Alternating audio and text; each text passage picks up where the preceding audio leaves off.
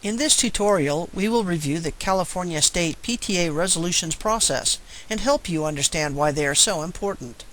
This is the 5 W's of resolutions. Let's start with who can write a resolution. Anyone who is a PTA member in California may author and submit a resolution. We encourage you to engage other PTA members to assist in preparing the document. Let me share the story of 3 middle school students who teamed up to do a resolution. These young men observed in their fellow students an increase in repetitive stress injuries related to improper body posture while using computers. With computer usage beginning in preschool, they felt school staff and students needed to be aware of this issue and to learn ways for mitigating the problem. They also believed PTA could help them get their message out, so they developed a resolution and successfully presented it to the delegates at the 2010 California State PTA Convention. Let these young people be an inspiration to you for developing a resolution too. So what exactly is a resolution? A resolution is a call to action, addressing a need not adequately covered by PTA positions. It's based on a thorough study and provides sufficient evidence to support the facts presented. Now, resolutions are prepared in 2 stages. The first stage is the intent. If you want to submit a resolution for consideration at the next annual convention, you must submit an intent to submit a convention resolution. The intent is a rough draft, telling us about your issue and what you want PTA to do about it. It's due in the state PTA office no later than 5 p.m. on October 1st. The second stage is the final report. This is submitted in a particular format and includes all of the research documents you use to support your issue. The final report is due in the state office no later than 5 p.m. on December 15th. If either deadline falls on a weekend, the deadline rolls to the following business day. Let's talk about where resolutions go for consideration. Both the intent and final report must be sent to the California State PTA office to be logged in and tracked.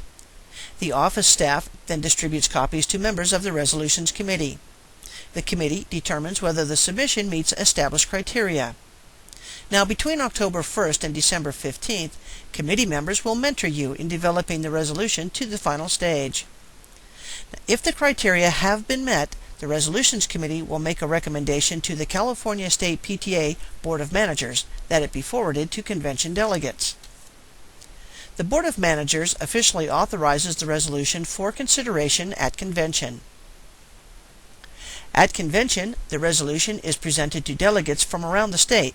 They will vote to adopt or deny the proposed action. Once it is adopted, the resolution returns to the committee and is assigned to an appropriate commission for implementation. Units, councils, and districts are also encouraged to implement the actions.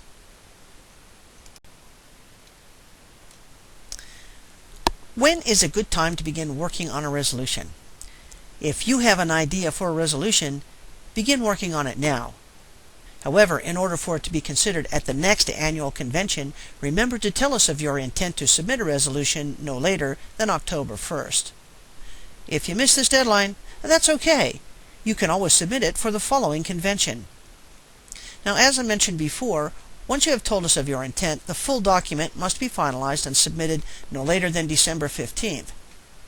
You will be notified of its disposition shortly after the March Board of Managers meeting. If it has been approved for presentation to convention delegates, then plan on attending the spring annual convention for final debate on your issue. Now, hearings are scheduled as part of the convention action, where you will have an opportunity to talk informally about your resolution. And proposed amendments to your resolution may also be presented at this time.